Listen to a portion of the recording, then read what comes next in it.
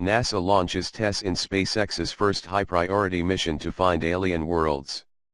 SpaceX has finally launched its first high-priority science mission for NASA after delays.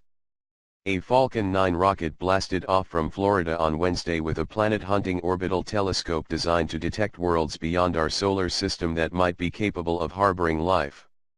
The Transit Exoplanet Survey Satellite, TESS, lifted off on schedule from the Cape Canaveral Air Force Station at 6:51 p.m. EDT, 11 p.m. GMT, following a two-day postponement forced by a technical glitch found on Monday in the rocket's guidance control system.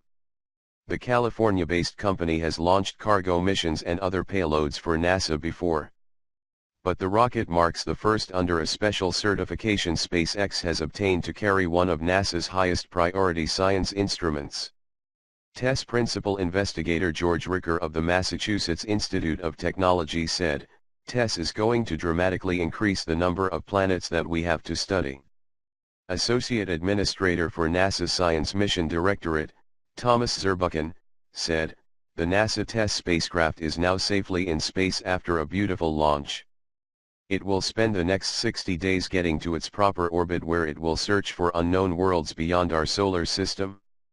TESS is designed to build on the work of its predecessor, the Kepler Space Telescope, which discovered the bulk of some 3,700 exoplanets documented during the past 20 years and is running out of fuel.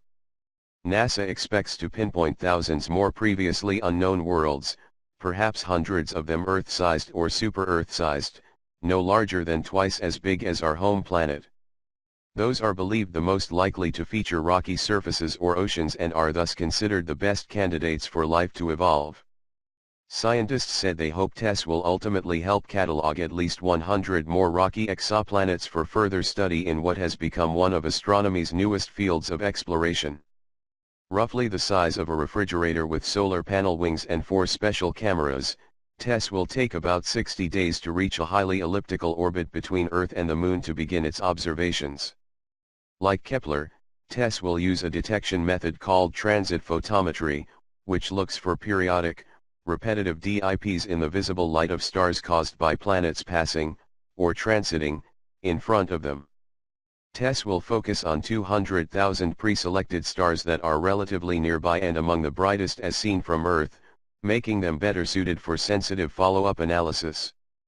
The telescope will concentrate on stars called red dwarfs, smaller, cooler and longer-lived than our Sun.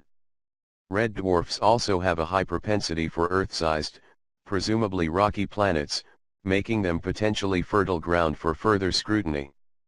Within minutes of the launch, the main stage booster separated from the upper part of the rocket and flew itself back to Earth for a successful touchdown on an unmanned landing vessel floating in the Atlantic.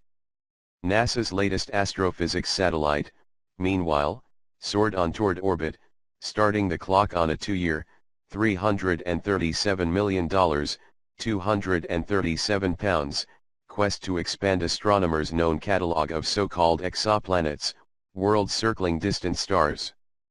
Wednesday's blastoff was a milestone of sorts for Space Exploration Technologies, or SpaceX, the private launch service owned by billionaire entrepreneur Elon Musk.